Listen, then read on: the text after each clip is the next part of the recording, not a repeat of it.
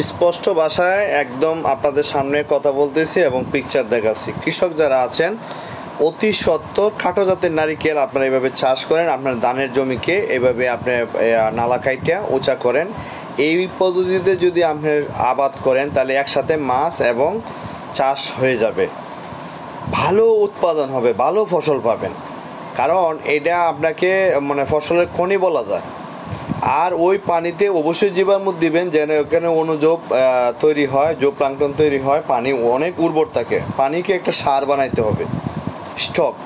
এই পানি বাষ্প হয়ে উপরে উঠবে, গাছের জন্য অনেক ভালো, বড় হইলে আরও ভালো। আর এই পানিতে প্রচুর শ্যাওলা ফালাবেন যাতে গাছের উর্বরা শক্তি বৃদ্ধি পায়। এটা একটা খনিজ সম্পদের মতো, হ্যাঁ, গাছের ফুড ব্যাংক। এইভাবে যদি চাষ করা হয় এটা হচ্ছে গাছের ফুড ব্যাংক। এখান থেকে বাষ্প হয়ে উপরে উঠবে, গাছের পাতা খাবে, আবার এখান থেকে পানি এনে গাছের গোড়ায় দিবে, অনেক উপকার। আপনি ডিপ টিউবওয়েলের পানি যদি 500 লিটার দেন আর এটা 2 লিটার পানি দেন, সেম উপকার।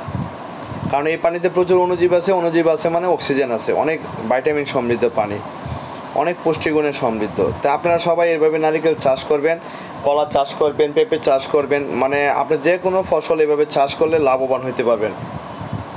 এরপর আপনি মাচা করতে পারবেন, এখানে আপনি অনেক কিছু চাষ করতে পারবেন।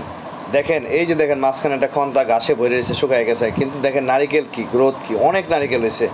আর এখন কিন্তু নারিকেলের প্রচুর দাম।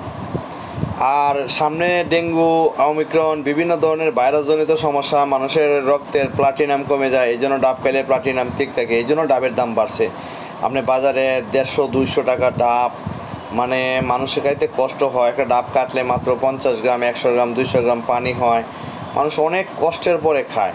তবে হাই প্রেশার ডায়াবেটিস রুগীরা ডাব কম খাবেন। ডাব একটা ঔষধি গুণ সম্পন্ন খাবার।